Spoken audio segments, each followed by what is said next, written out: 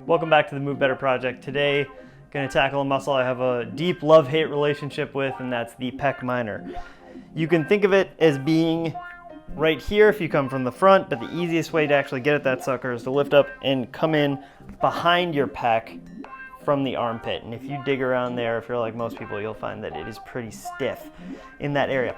So pec minor as opposed to pec major. Pec major, I think everybody knows, is a muscle that attaches from your chest wall onto your humerus, and it pulls your arm forward when you're doing something like a push-up or a bench press or whatever.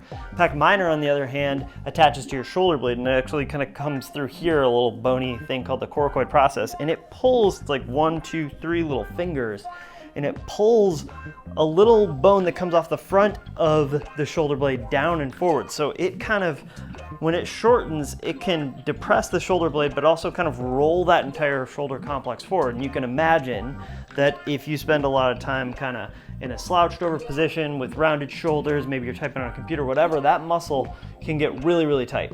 And that's gonna cause problems with your ability to get your shoulder blade into an effective position to do things like reaching up overhead. In the plane where you're most gonna notice the pull of that tight pec minor is actually about 45 degrees above the horizontal. The classic stretch for this is to put your hands behind your head and bring your elbows back. So that's a good position that we can get at it. So today's piece, we're gonna do a little soft tissue work on there, and it actually doesn't matter what tool I use. I have a foam roller, I have a bigger ball, I've got a lacrosse ball in there too. I'll show you with the foam roller first. This is the reason we're shooting in the doorway here, is that this type of surface not only is really hard if you want to roll something hard against it when you're doing soft tissue work, it also allows me to reach my arm on the other side, so it's really good for this type of deal.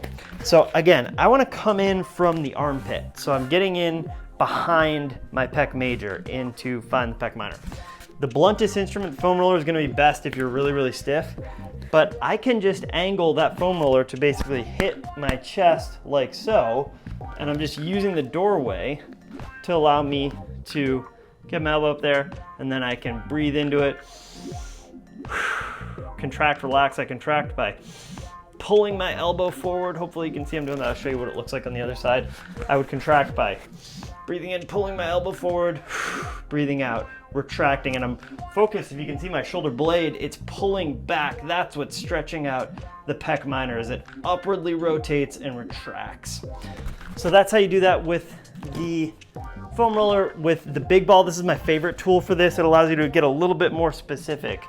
And from the front, again, it kind of looks, getting in there, I can do this classic kind of half Nelson position, smashing, tacking, and stretching.